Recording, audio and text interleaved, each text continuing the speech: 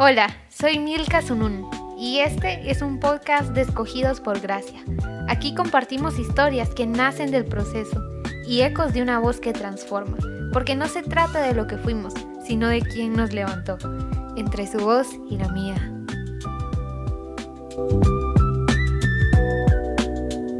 Bienvenidos al segundo episodio de nuestra temporada Lo que nadie sabía de mí. La verdad que esto es una gran emoción, un segundo episodio, que ustedes estén aquí con nosotros y pues este episodio es muy especial porque tengo un invitado que nunca pensé tenerlo aquí conmigo, pero le doy la bienvenida a Giovanni Soto, mi pastor. ¿Cómo está, pastor? ¿Qué tal, Milka? ¿Cómo estás? Dios te bendiga. Desde aquí un poco nervioso, pero feliz. Y gracias por invitarnos a este podcast, por favor. Estamos muy felices, muy contentos de estar acá y esperamos de ser de mucha bendición para las personas. No, para mí es el privilegio de tenerlo aquí. El crear un podcast fue una idea muy compleja para mí, porque si bien la iniciativa la tenía yo, no tenía el equipo ni nada más, pero al contarle a usted mi idea, usted me dio todo su apoyo y es algo por lo cual le hago esta mención honorífica, porque le agradezco mucho, pastor. Y no solo por apoyar mi idea, sino también porque hoy es parte de esto y hoy dejará una huella contándonos su historia. Hoy nos contará una parte de su vida, no como pastor, sino como un hombre que vio la mano de Dios desde muy joven. Y sabe, para introducirnos al tema, cuando somos pequeños no tenemos recuerdos muy claros, ¿verdad? Pero hay algunos recuerdos de nuestra niñez que sí quedan muy marcados, pues cuando en la infancia algo nos causa miedo, vergüenza, alegría o una sensación de abandono. Y aunque no recordamos qué pasó exactamente, recordamos cómo nos hizo sentir. Pues sí, tienes toda la razón. Hay una etapa donde uno se recuerda algunas cosas que pasamos en la vida. Pero antes de llegar a eso, a los 5 años, donde yo creo que me empiezo a recordar, quiero contarte que estaba, mi mamá cuenta que yo estaba malito y que me iba a morir. Yo tenía como 8 meses. ¿Y lo que estaba malito? Es de los pulmones, creo que es de los pulmones. Y yo me puse muy mal y ella lo primero que hizo fue correr a una iglesia. Y en esa iglesia oraron por mí. Dice que hubo algo que yo me levanté y empecé a llorar. Algo sorprendente. Sorprendente, pero lo que ella cuenta es que el pastor oró y decía que este niño era un niño especial, un niño donde tenía algo muy importante como un ministerio. Desde ahí, entonces yo empiezo a cazar todo lo que vamos a estar hablando hoy. Usted me contaba, yo le preguntaba antes de poder estar aquí sobre cómo fue más o menos su niñez, ¿verdad? Y al contarme esto ahora de que desde los 8 meses era, ¿verdad? Que usted tuvo esa experiencia ya con la iglesia y que algo sorprendente pasara, me hace pensar cómo es de que a los 5 años, ya que cuando usted empieza a tener ese recuerdo más presente, como mencionamos aquí, ¿verdad? Que son recuerdos muy lejanos, pero que ya la mente los tiene muy grabados porque quizás fueron recuerdos de miedo o recuerdos de alegría, pero en su caso fue un recuerdo quizás un poco triste, como usted me contaba, ¿verdad? Que a los 5 años usted comienza a darse cuenta que papá no estaba en casa, ¿verdad? Sí, fíjate, Vika, que una de las cosas que yo empiezo a notar es que había un menosprecio para mi vida en las familias. Por ejemplo, yo miraba que los tíos le daban un poquito más de dinero a mis primos y a mí no me lo daban completo. Y yo decía, ¿y por qué será? Y en el camino me voy dando cuenta de varias cosas. ¿Por qué será? Y te voy a contar. Fíjate que mi mamá se casa a temprana edad. Tiene 2 hijas, tiene a mi hermana Cristi y a Roxana. Pero el esposo tiene un accidente y muere. Mi mamá se queda sola. Entonces cuando mi mamá se queda sola, viene en el tiempo, ¿verdad? Aparece mi papá y la conquistó. Pero cuando él la conquista, bueno, de ahí salgo yo y bueno, sale Giovanni Soto, ¿verdad? Sale de ahí. El problema es que... Usted era hermanastro, ¿verdad? Sí. No era de la familia. Exacto, pero una de las cosas que yo logro empezar a darme cuenta y es que fíjate que miro a mis tíos, porque entonces mi mamá se queda sola, mi papá no aparece, pues no sé por qué no lo dejaron que me virara, la verdad no lo sé muy bien, pero yo no conozco a mi papá desde que ¿Y no le nací. costó crecer sin papá, pastor? Bien, entonces yo a los 5 años ya me empiezo a dar cuenta que no está papá.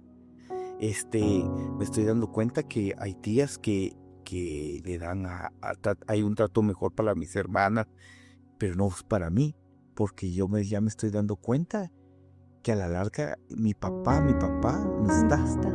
Ahí empieza el gran problema. El problema es que cuando en el colegio, el día del padre, No está papá. no está papá. Su mamita siempre estuvo Sí, con usted. Sí, mi mamá siempre estuvo conmigo, fíjate. El problema con mi mamá fue que mi mamá tenía que salir a trabajar. Exacto, porque tenía que sacarlos a los 3 adelante, ¿verdad? Los 3 adelante, entonces tenía que ir a trabajar, entonces yo venía y cuando habían las actividades no estaba mi mamá o mi mamá hacía todo lo posible para ir, porque gracias a Dios mi mamá y mis hermanas siempre estuvieron conmigo al 100. Entonces, pero Y qué ejemplo tan bello, porque a pesar de que usted sabía que había rechazo de parte de su familia, su núcleo familiar, sus hermanas y su mamá nunca lo dejaron a un lado. no, nunca me dejaron, ellos siempre me apoyaron, pero sí sentía ahí es donde empiezo a sentir odio, fíjate, porque ya me empiezo a dar cuenta que no está mi papá. Desde muy pequeña sentía ese odio. Sí. Sí, porque cuando mis amigos llegaban sus papás a traerlos, yo no estaba. No estaba mi papá. A mí me gusta jugar fútbol, fíjate, me fascina jugar fútbol. Y desde pequeño lo jugaba. Y lo estaba jugando y me recuerdo que yo tenía 7, 8 años y me voy, mi mamá siempre tratándome de apoyar porque no estaba papá, me decía, juega pelota, y yo me iba a jugar y me metí a un equipo que se llama El Aurora. Y yo tenía 7, 8 años y yo me tenía que ir hasta el estadio del Ejército. Y se iba solito. Se me iba solito, mi mamá solo oraba por mí, me decía, que Dios te guarde, que Dios te cuide. Y yo me iba, pero yo era delantero y echaba goles. Pero yo me daba cuenta que en el equipo La Aurora había muchos soldados que iban con sus hijos. Sus hijos jugaban en el equipo donde yo jugaba. Usted nadie lo iba. Nadie me iba a ver. Entonces cuando ellos echaban un gol, yo miraba que los papás corrían con ellos. Los abrazaba y hacían el papel que tenía que hacer un papá. Y cuando yo echaba un gol no sabía dónde ir. ¿Por qué? Porque No había con quién ir. no había con quién. Esas son las cosas que, como nos decíamos anteriormente, ¿verdad? Que en nuestra niñez nos marcan tanto y son tan difíciles de olvidar, que nos llevan a hacer cosas que no creemos, ¿verdad? Como lo que usted nos va a contar ahorita sobre... Bueno, yo quiero preguntarle, al sentir todo ese odio de parte de su papá, por culpa de su papá, ¿usted creció sintiéndose no amado? Por un lado sí, por el menosprecio, ¿verdad? Había mucha gente que se marcaba en ese tiempo tú eres familia, tú no eres de la sangre, tú no, se marcaba mucho todo esto. Vuelvo a repetirte, cuando no estaba mi papá y yo echaba los goles, en vez de ponerme feliz, se creaba más odio. El odio iba creciendo en mi vida. Iba creciendo cuando me doy cuenta que yo ya no lo quería ni ver. El problema ahí es que fíjate que empiezo a portarme mal. Una rebeldía. Entro en una rebeldía. ¿Por qué? Porque me valió. Dije, ahí es donde tú decís, nadie me quiere. Tal vez mi mamá sí, mi mamá y mis hermanos. Sí. Pero esto es la demás gente, no. Pero la persona por la que usted deseaba ser amado, No estaba. exacto. No estaba. Entonces ahí empiezo a decir, no, ¿para qué? Mejor ya ni estudiar, ya a molestar, calle. ¿Qué me importa si me matan, que me maten? Entonces, Wow. entonces Así de fuerte era. Sí, entonces empezó ya mi vida, ya no tenía, bueno, ya no tenía las ganas de vivir. Ya ¿para qué llegué hasta ese extremo? Fíjate. Pero su única salida o lo que le divertía era el fútbol, ¿verdad? Sí. Y ahí, De ahí empiezo cuando me junto con mis amigos y el fútbol, las cervezas. Me recuerdo que ahí es donde o sea que ahí fue como ese caminito que lo llevó hacia el vicio, yo me ¿verdad? recuerdo que un 7 de diciembre me tomé con mi amigo, nos tomamos unas cervezas. Y tiene muy marcada la fecha. Sí, porque es el día que se celebra aquí en Guatemala, el 7 de diciembre, es el Día del Diablo. De la quema del diablo. Es la quema del diablo, es entonces. Y me recuerdo que tomé, yo tenía 11 años, ya tenía 11 años, 11. A 12 iba a cumplir. Cuando Muy yo pequeño. empiezo a tomar, Muy pequeño. empiezo a tomar. ¿Y ese día usted recuerda cómo se sintió? Uf, asustado, primeramente asustado porque si mi mamá me sentía el olor a cerveza me iba a pegar. Y como todo aquel que empieza a tomar, lo primero que hace es buscar chicles, buscar canela para no Para empezar a esconder el olor. Pero como andaba algo tomado, se notaba hasta cómo hablaba. Me recuerdo que mi mamá me Sí se dio cuenta. se regañó, me pegó y me dijo, muchacha, que no lo hiciera, que ella me amaba. ¿Pero eso cambió algo en usted? No, la verdad no cambió mucho. Sí sabía que mi mamá me amaba mucho, pero no cambió. Ahí es donde yo empiezo a salirme. Ya me desdijo, ahí ya me desdijo. Ya se volvió algo más consecutivo. El seguir con sus amigos y salir a tomar una cervecita. Por ejemplo, empiezo a tomar con los cuates, pero son cuates de maras. Me meto a la mara. Llegó hasta ese punto Sí, también. me meto a la mara. A los 12 años me meto a la mara. Me meto a una mara donde vi mucha gente morir, vi mucha gente estar presa, vi mucha gente que mató a una persona y después lo que sembras eso cosechas a los 12 años. Yo Pero estaba muy pequeño para vivir ese tipo de vida. Sí, 12, 13, 14 años yo me estoy en las maras, andaba con amigas que solventeaban, imagínate, Wow. solventear es estar con el pegamento en la mano, y amigas que tenían tal vez 15 años embarazadas, Todo. con el solvente, sí, con el solvente ahí, y nosotros en las maras, haciendo cosas, Pero usted a esa edad no asistía a la iglesia. y ya no, Se había apartado. ya me había Es- apartado. Desde esa edad o donde empezó, como usted decía, su rebeldía, se alejó Me de alejé de todo. La verdad, me alejé mucho peleando con las maras. Llegué también hasta probar eso, ¿verdad? Del pegamento, pero realmente, gracias a Dios, yo siempre me estaba cuidando, ¿no? Y eso le quería preguntar yo, en medio de todo eso lo que vivió, sin duda alguna lo contamos ahora como qué fue lo que pasó, pero en el momento se vive algo muy, muy fuerte, algo muy difícil, pero en ese lapso vio usted la mano de Dios a pesar de que usted no lo buscaba. Muchas veces, ahora ya lo entiendo, pero antes no, la otra mara nos seguían, y yo me recuerdo que un día venían como unas 15 personas con bates y machetes y me iban corriendo, yo iba corriendo y ellos iban en una bicicleta y yo me meto a una donde venden tostadas. En mi reacción de vete y cierro la puerta.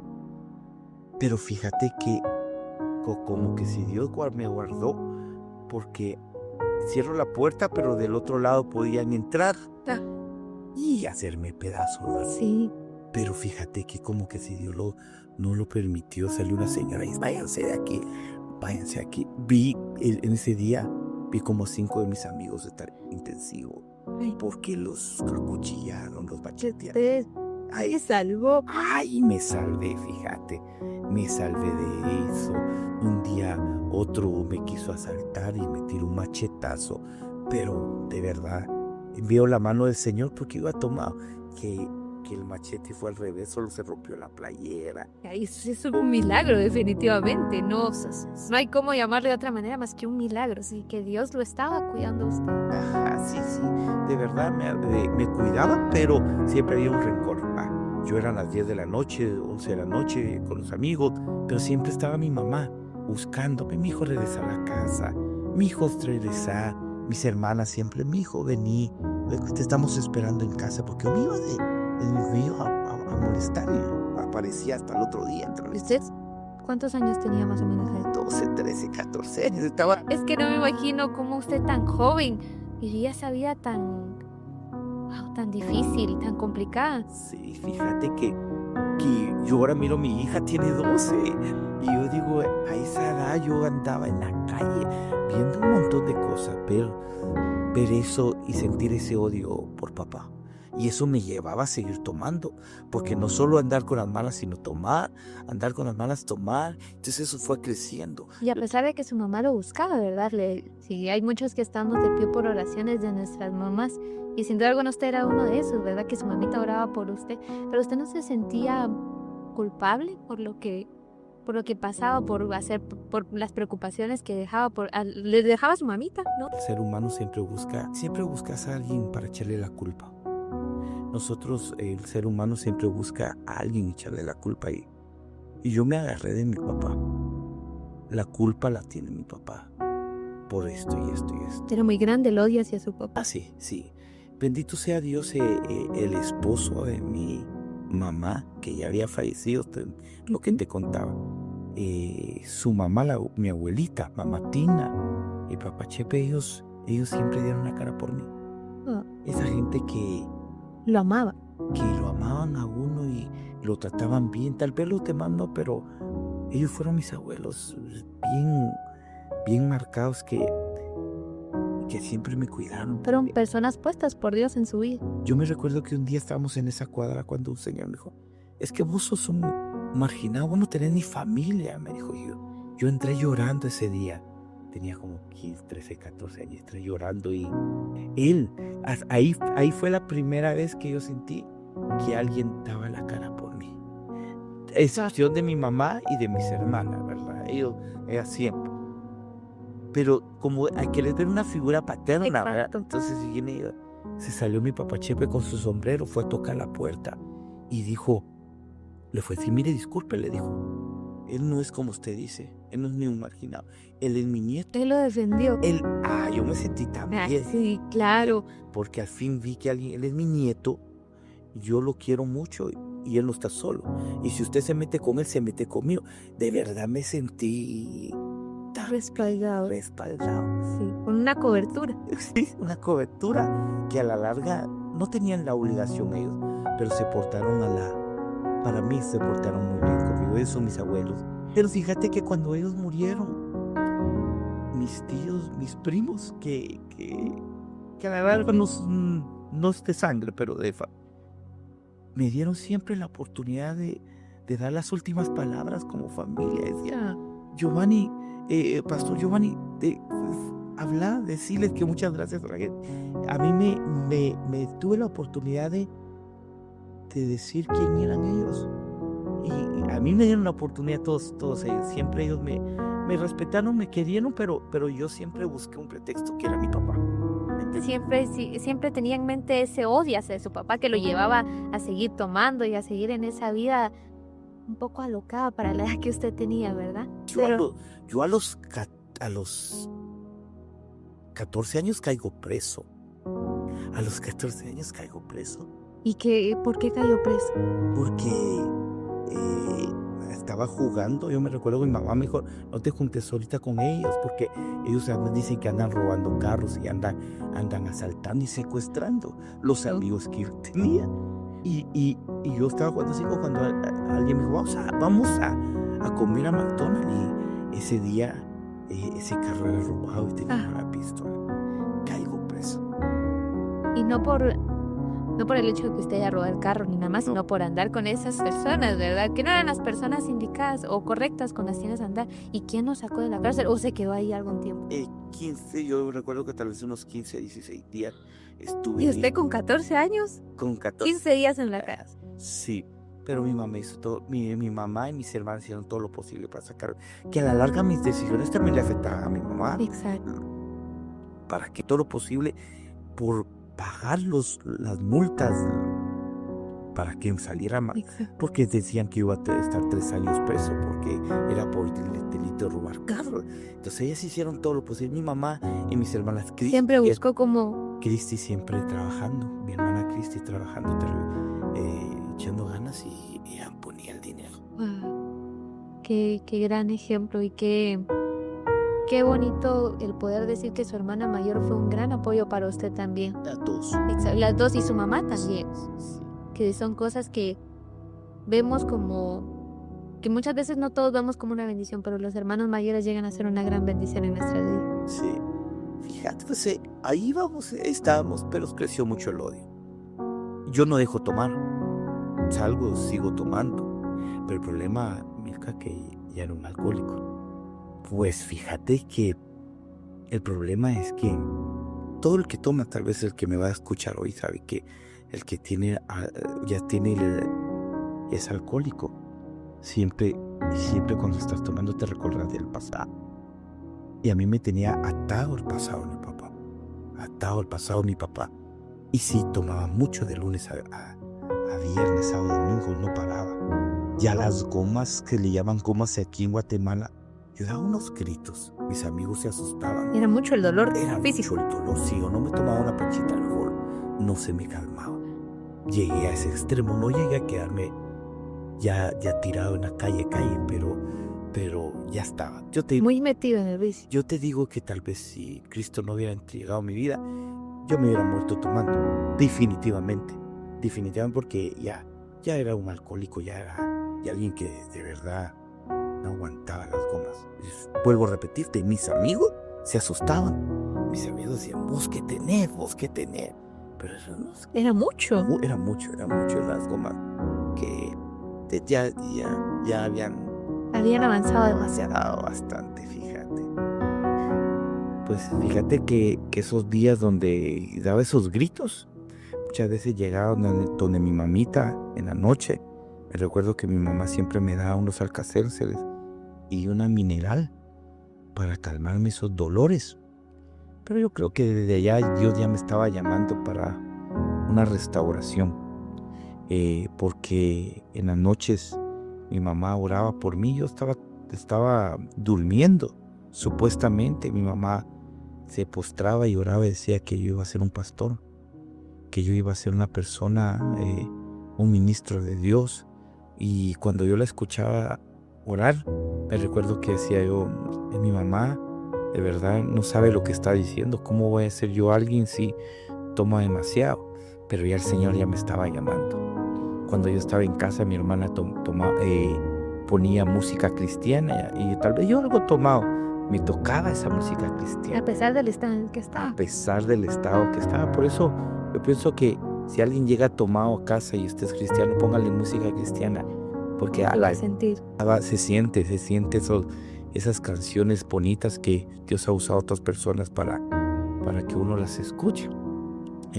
Pero fíjate que en ese momento de que Dios ya siento que me estaba llamando, mi hermana, pues voy a repetirte, mis hermanas siempre me echaron... Fueron muy buenas con usted. Fueron muy buenas conmigo. Me dijeron, ¿te me vas a un retiro? Me dijeron, ¿te me vas a un encuentro? Me dijeron. Entonces yo le dije, yo no quiero ir, va.